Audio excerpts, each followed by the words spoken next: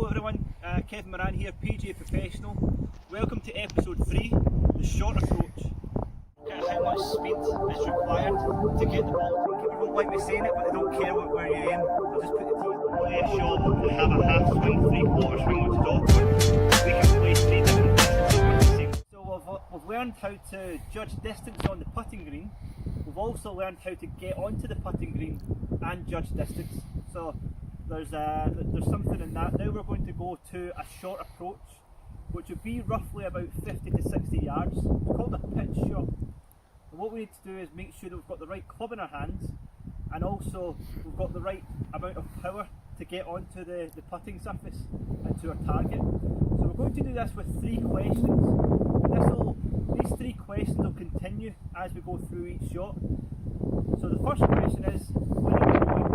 Okay, so we have to work out with regards to alignment. Where am I going? Am I lined up correctly? How much power do I require?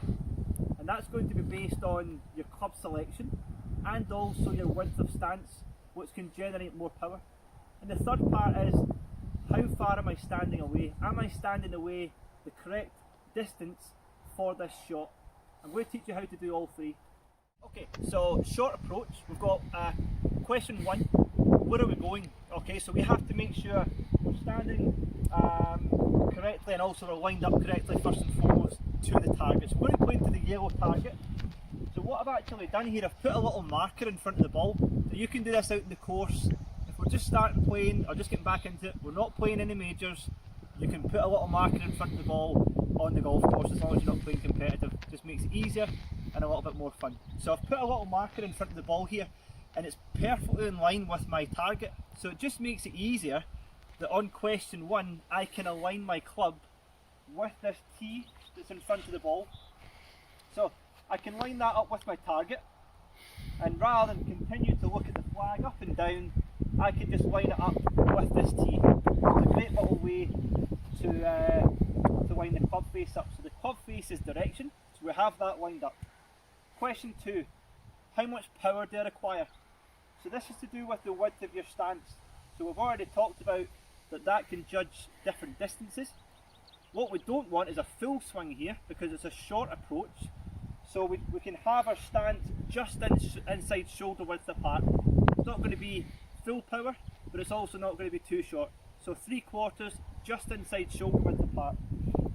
And now from here, we have to make sure we're standing the correct distance away from the ball. That's going to help with your posture, it's going to help you allow to get the club back, and more importantly, help you hit the centre of the club face.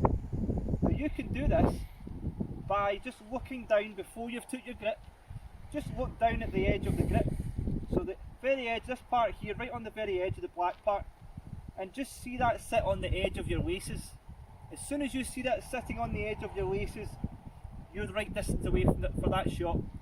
Now you can take your grip, and now you can play your swing.